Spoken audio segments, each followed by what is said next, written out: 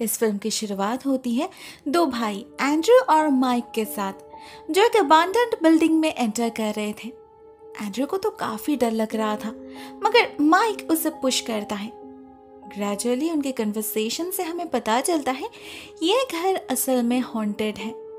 सालों पहले एक पागल औरत ने इसी घर में अपने इकलौते बेटी का खून किया था, वो भी पानी में डुबोकर बहुत ही बेरहमी से। उसके बाद उसने खुद भी उसी पानी में डूबकर सुसाइड कर ली थी। उस हादसे के बाद से इस घर में और कोई नहीं आता। लोग डरते हैं, कहते हैं उस लेडी की आत्मा अभी भी भटकती है यहाँ। अब ये सच है या झूठ वही पता लगाने यहाँ आए हैं ये दोनों। उनके स्कूल में ये चैलेंज काफी पॉपुलर है। इसका नाम है कैच योर ब्रेथ। उनके कई दोस्त दावा करते हैं वो लोग इस घर में आए थे। इससे उनकी पॉपुलैरिटी कई गुना बढ़ चुकी है। वो लोग फेमस हो चुके हैं। माइक को भी फेमस होना था, इसीलिए अपने भाई को लेकर आज वो यहाँ आ गया। एंड्रू चाहता तो नहीं था, मगर उसे भी एक लड़की को इम्प्रेस करना था, इसीलिए वो राजी हो गया। वैसे चैलेंज काफी सिंपल है, उन्हें ज्यादा कुछ नहीं करना, बस ऊपर के बाथरूम में जाके सबसे पहले 2 कैंडल्स जलाकर बाथटब को पानी से फिल करना होगा।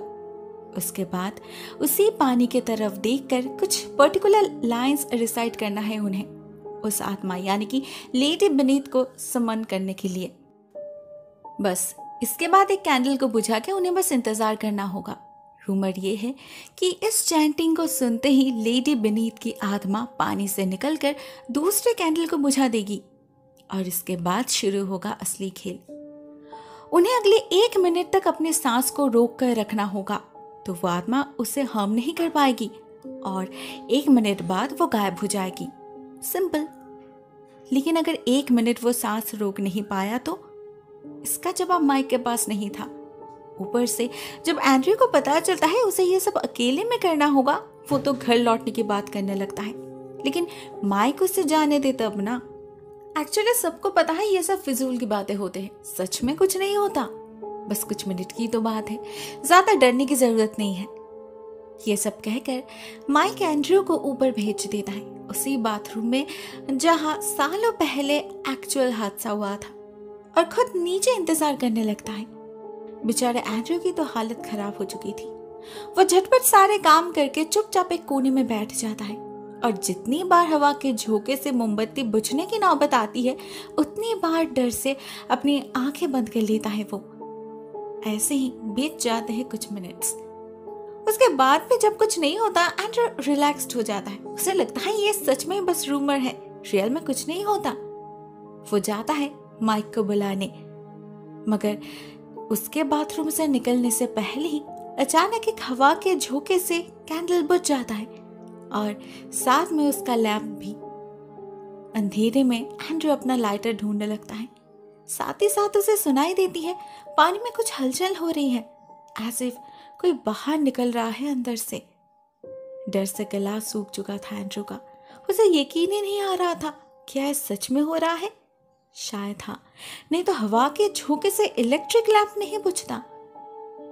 किसी तरह लाइटर ढूंढ के आग जलाता है वो, मगर उससे अंधेरा दूर नहीं होता, उल्टा और ज्यादा घना हो जाता है। और उसी अंधेरे में एंड्रयू को फील होता है कोई है उसके आसपास। किसी की सांसों की आहट सुनाई देने लगती है उसे, और फिर कोई अचानक से ही लाइटर को बुझा देता है। एंड्रयू को बस एक पल के लिए ही दिखता है वो भयानक चेहरा। यही तो है लेडी बीनीथ जिसे उसने समन किया था। वो समझ जाता है वक्त आ चुका है।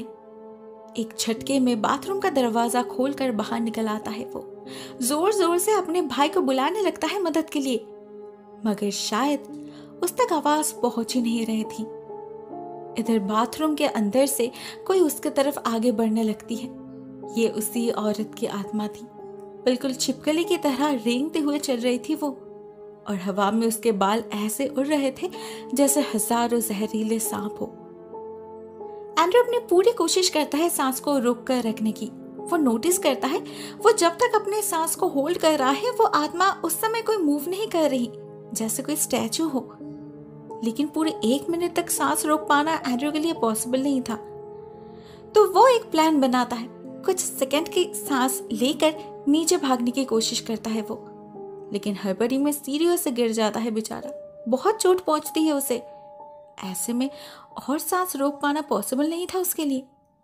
उधर वो आत्मा भी धीरे धीरे उसके करीब आने लगी थी। जब वो बिल्कुल पास आ जाती है, एंड्रू आखिरी बार कोशिश करता है। उसे कुछ भी करके 1 मिनट तक सांसें रोक कर रखना ही होगा, लेकिन चोट के वजह से वो पॉसिबल नहीं होता और लेटी बीनीथ उसके सांसों को चुरा लेती है हमेशा हमेशा के लिए। कुछ मिनट बाद जब माइक आता है उसे ढूंढने, उसे एंड्रू ऊपर वाले बाथरूम में मिलता है। उसका चेहरा बिल्कुल नीला पड़ चुका था, उसकी आंखें सफेद पड़ चुकी थी और उसे देखकर ऐसा लग रहा था जैसे कोई इनविजिबल एंटिटी उसे चोक कर रहा हो। सांस नहीं ले पा रहा था वो।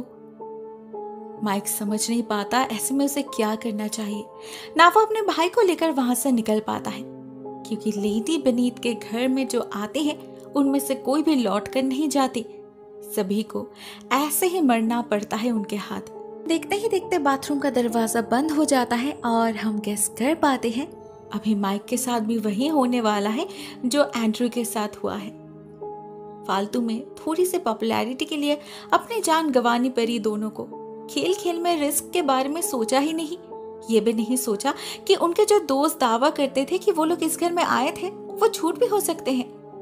वो लोग अगर सब कुछ इतना कैजुअली नहीं लेते, पीयर प्रेशर के चक्कर में नहीं फंसते, तो शायद आज वो जिंदा होते। दोस्तों, कहानी यहीं पर एंड हो जाती है।